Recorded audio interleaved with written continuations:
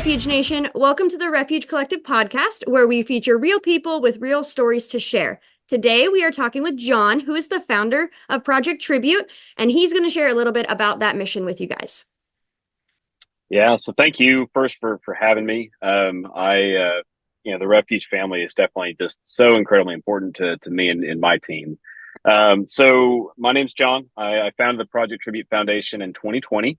And what we started at was just a way to honor first responders and veterans and those that pay the ultimate sacrifice. And so that's why the name is Tribute, is because originally I had a tribute Jeep that on the back window of the Jeep, it had the names of all the in the line of duty deaths from military, police, fire, EMS, and K9.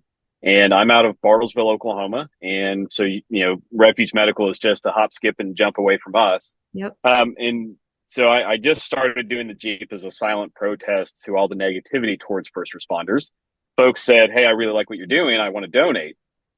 And I didn't, to me, that was just I have a day job. I don't need donations. What do I do with this donation that honors those that pay the ultimate sacrifice? And so, in a weird turn of just several God events, I had a first responder come up, and I was talking about, man, I'm being asked about donations, but I don't know what to do with this.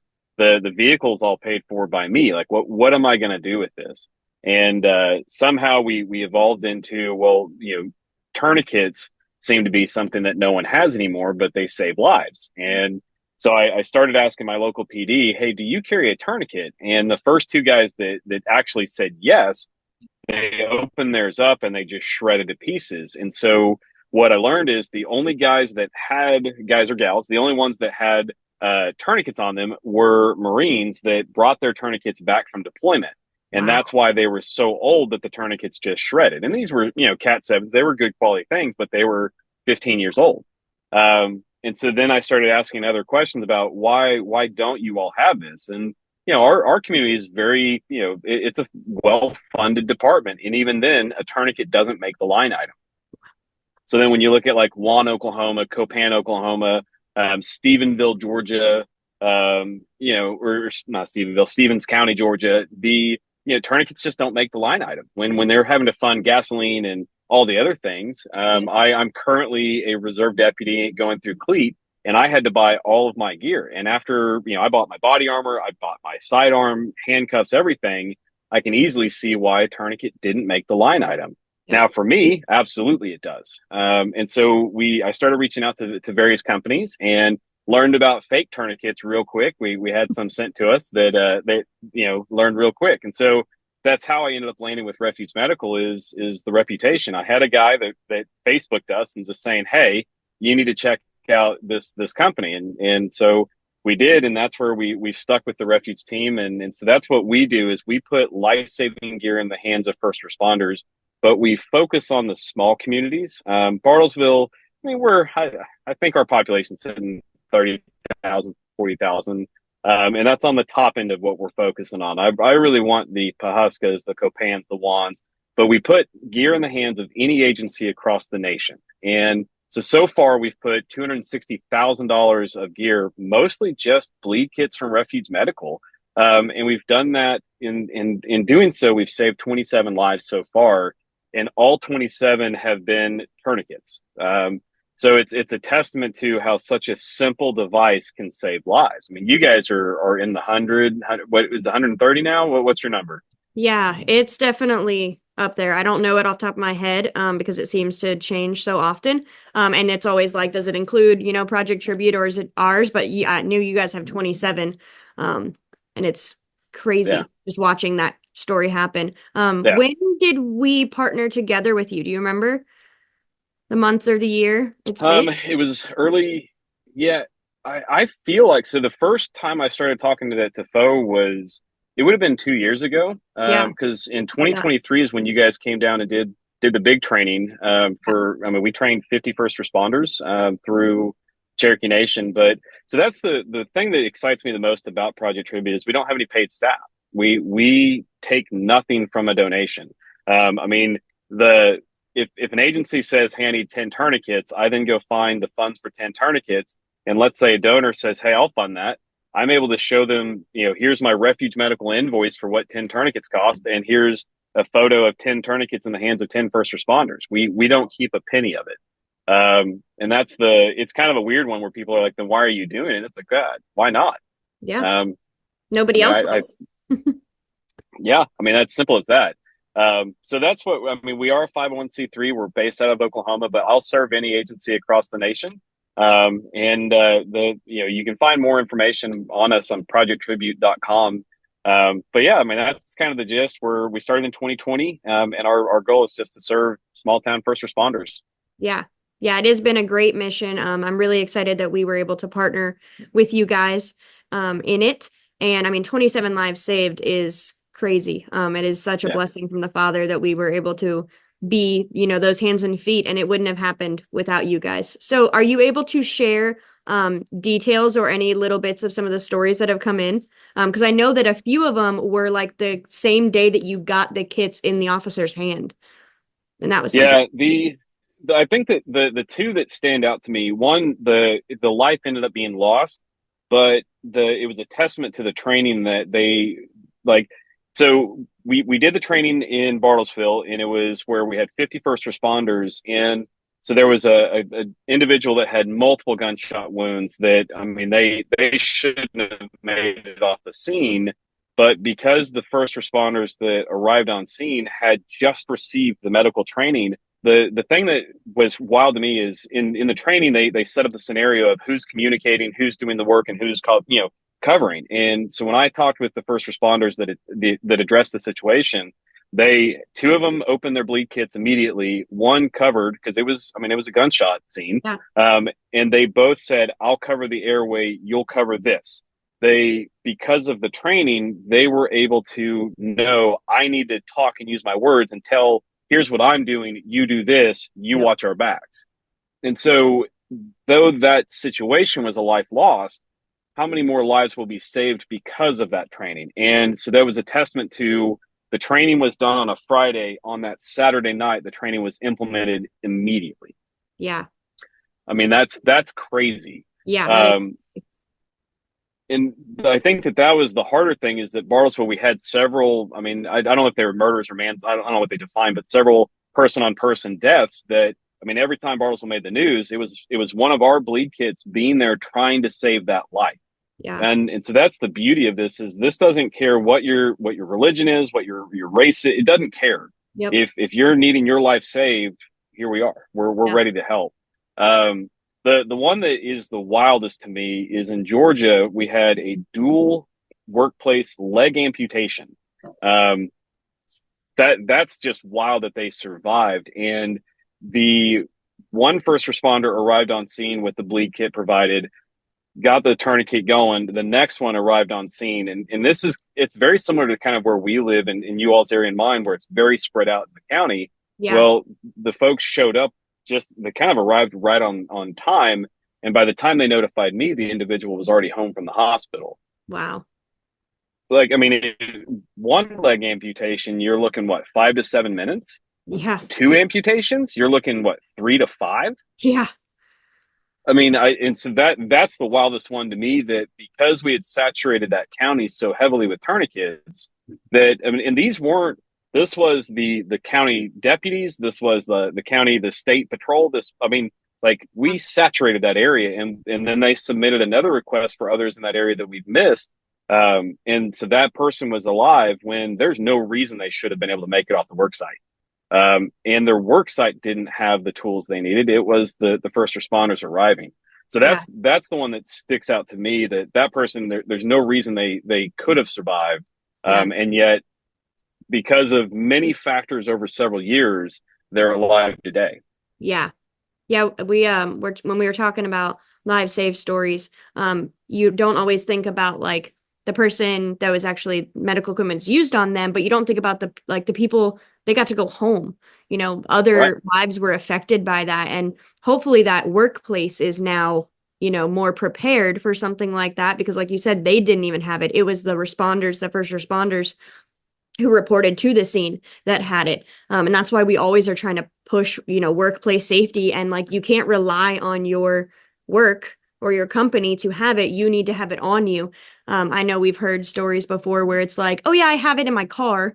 And then we've heard stories where Yeah. they had to go to their car in the parking lot, down, the street, to be able to get that gear. So that's why we press so hard about like have it on you. Because if it's not on you, you don't have it. Yep. And you don't want to Yeah. rely on somebody else making it there in time. And Oh, praise the fact they 100%. did And in that's that case.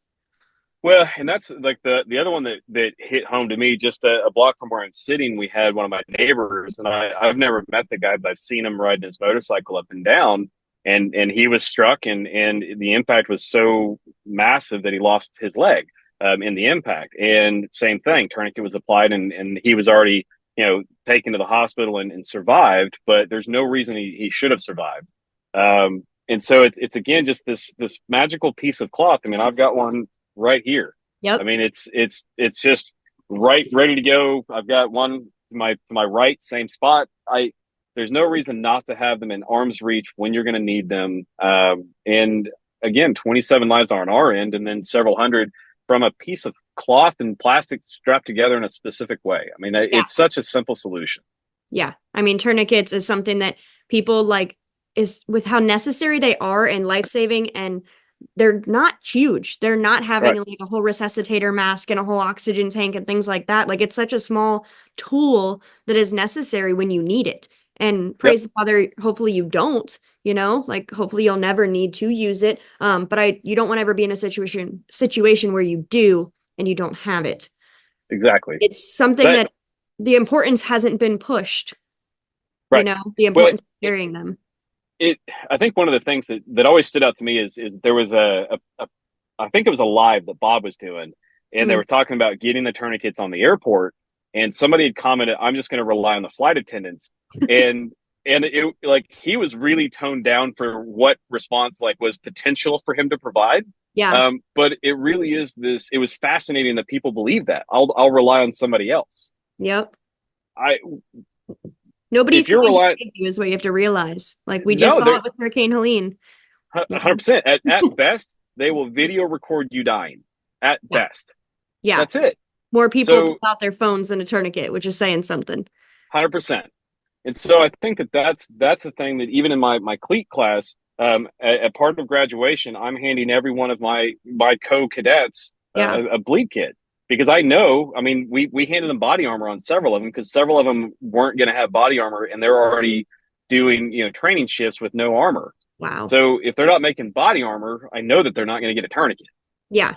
Yeah. A $30 So item, if they can't right, afford, if they're not affording the $200, $300 item, the $30 item isn't making it either. And I mean, they're just as equally important, I think, when it comes yep, to it, if not, I mean, I think the tourniquets like are more important to have as like a normal civilian. I don't think you don't need to just carry a tourniquet if you're wearing armor.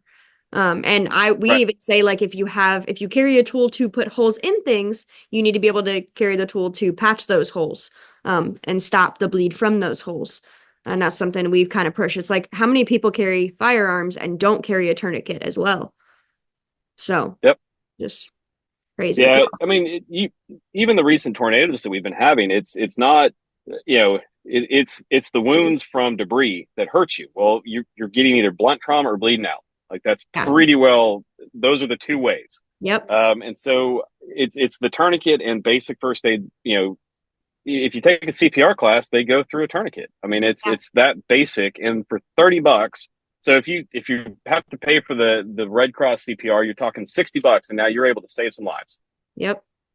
Yeah. Well, I appreciate you. It's Yeah, keep going. You're good. I mean, it's so simple and necessary, but forgotten. Yeah. It's just things that should be common aren't so common, including common sense, you Yeah, know? yeah, Well, I appreciate you coming on and sharing with us what you guys are doing. You guys are doing such good work. Can you share what your biggest need is right now when it comes to how people yeah. support your foundation? Absolutely. So this year was a tough one. We actually, you've seen our podcast studio and all that. Yeah. And so we, as of yesterday, turned the keys over, and I'm back to being a web-based organization. Wow. When I looked at what I was spending on rent, and now that I'm in doing the reserve law enforcement stuff, Yeah. time was a problem, and I was looking at how much money I was spending on expenses versus saving lives, and it was off balance. So Yep. now we're back to a web-based platform. And so I think that the biggest thing to me is that we're looking for donors and folks that are willing to, even just that $5 a month, set up a donation. Um, the money is going to buying gear, nothing else. We don't know the easiest, cleanest way, because there's always tricks to word things. No one receives money from us whatsoever. So we don't hand money to departments for them, hopefully, to buy the gear. And none of my team gets paid in high fives, handshakes, and a lot of no's. Yeah. Um, and so that's the biggest thing for us, is just the donors that are willing to say, "Hey, I want to help this community." And if you aren't able to help us financially, social media is a powerful tool that is used for wrong more often than right. Yeah. Check us out on Facebook and just go like our page and like our post. Facebook pays us a penny per 1,000 interactions. So, I mean, like that's Yeah. that's an easy one that doesn't cost you anything. And while you're mindlessly scrolling, so it's Project Tribute Foundation, and we're on all the various platforms. But um, helping us get gear in hands is the biggest thing. Got over $400,000 of requests. And I would love to fulfill those. And one way is $5 a month. Other ways is to, company matching. But again, we are 501c3, so you do get a tax deduction from us, Yep. or I guess not from us, but from donating. And the money's going towards reputable organizations such as Refuge Medical. Yep. Yeah, and I would say on the social media part, sharing you guys, like sharing your content out there so more people know about you guys, because there's just not a lot of foundations that do what you guys do out there. And it's not that you only help people in Oklahoma, you're willing to do it all across the country. So I would Yep. definitely say pushing that mission out there is huge as well. If somebody can't monetarily donate, which I mean, $5, don't get a cup of coffee tomorrow morning at Starbucks, donate to a Right. foundation type things. So, well, thank you so much for sharing with us. I appreciate you guys, and we just love what you guys do. And we're always excited and thankful to the Father that we are able to be a part of that mission with y'all. If you want Awesome. to just give them one more download on where they can find you, and we'll end with that. Yeah, absolutely. So the website is www.projecttribute.com. And then if you're interested in donating, we do have the text to donate. You text the word bleed kit to 918-856-3977. It'll send you a link. It's all secure payment. But I think that if you think of anything about Project Tribute, we are aggressively transparent in where the money goes. And it's all about saving lives. That's all I care about, is getting gear in hands of first responders. If you need to see our bank accounts, just kick me an email and I'll happily give you all the data you're asking for and then some. So Yeah. I just if same thing. If you guys are watching this and looking for gear, Refuge Medical has helped us we put gear in the hands of the U.S. Army, troops in the U.S. Army, troops in the Ukrainian Army. We've put them in law enforcement, firefight. We have put gear in a crazy amount of hands, and every time that we provide it, it is a wonderful thing of, wow, you didn't buy cheap stuff. You bought the real deal for us. Yep. And that's the thing that the biggest testament to me is one of our biggest things that we did was Cherokee Nation provided a donation for us. We bought gear and training through Refuge Medical. So an Oklahoma tribe provided to an Oklahoma nonprofit that went to an Oklahoma business that went right back to Oklahoma to first responders. That's beautiful that the money stayed in America where it needed to. But again, we will serve any department across the U.S. I've got Montana, Idaho, Georgia, like it's from all over. But I need your help to be able to serve these first responders some high quality gear. Yeah. So definitely everybody watching this, Refuge Nation, make sure you check them out. They are a completely open book, awesome 501c3 organization Yep. that is really doing good work, and being the hands and feet of the Father in everything that they do. So thank you guys for listening, and always stay prepared.